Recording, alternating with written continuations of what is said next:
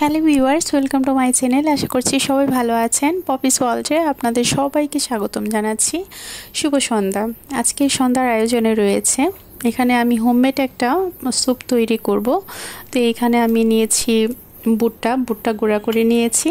এই ভুট্টার গুঁড়াটা দিয়ে তারপর আজকে এই স্যুপটা হোমমেড স্যুপটা আমি তৈরি করব। চিকেন রয়েছে, ছোট ছোট চিকেন পিস করে নিয়েছি চিকেনগুলো, আর একটা ডিম ভালো করে ফেটিয়ে নিচ্ছি। আর এটার অর্গানিক ভেজিটেবল বরবটি রয়েছে। তো অ্যাট ফার্স্ট আমি স্যুপটা তৈরি করার জন্য ভুট্টার যেই গুঁড়াটা রয়েছে সেটা আমি খুব ভালো করে একটু মিশিয়ে নেব, জলে গুলিয়ে নেওয়ার পর অন্যান্য প্রসেসিংয়ে যাচ্ছি।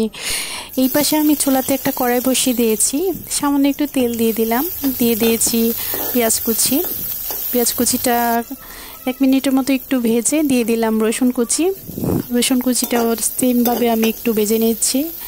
এখন দিব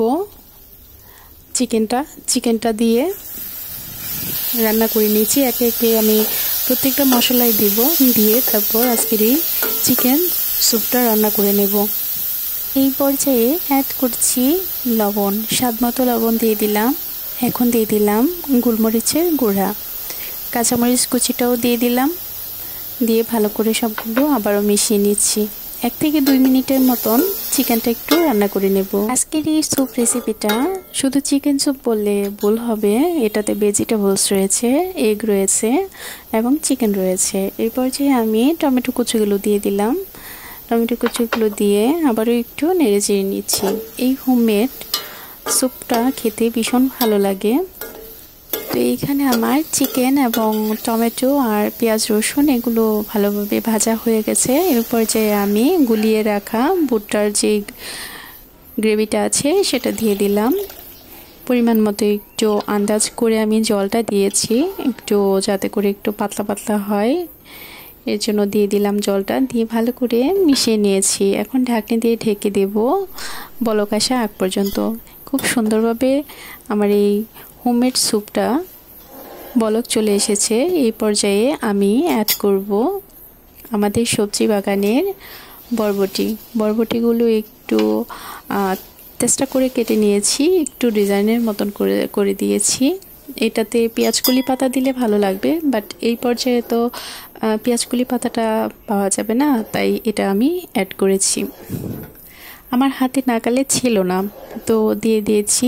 এই একটু কালারটাও খুব সুন্দর দেখাবে এবং সেই সাথে স্যুপটা খেতেও ভীষণ ভালো লাগবে। সবজি, চিকেন এবং ডিম এর কম্বিনেশনে ভালোই লেগেছিল এই স্যুপ রেসিপিটা। তো এই পর্যায়ে আমি দিয়ে দিয়েছি ডিমটা দিয়ে অল্প অল্প করে ভালো করে নেড়ে মিশিয়ে নিয়েছি, খুব ভালোভাবে ফেটিয়ে নিয়েছি। এতে করে স্যুপটাকে খুবই সুন্দর দেখাইছে। মজার ব্যাপার হচ্ছে ডিমটা দেওয়ার পরে এই স্যুপের কালারটা খুব সুন্দর চলে এসেছে। তো লেবু দিয়ে আমি পরিশেষটা করে নিলাম। তো লেবুটা দেওয়ার আগে আমি চুলাটা অফ করে নিয়েছিলাম। তো কমপ্লিট হয়ে গেছে আমার হোমমেড চিকেন স্যুপ রেসিপি। আশা করছি আজকের রেসিপিটি আপনাদের সকলের কাছে ভালো লেগেছে। সবাইকে অনেক অনেক ধন্যবাদ ভিডিওটির সাথে থাকার জন্য।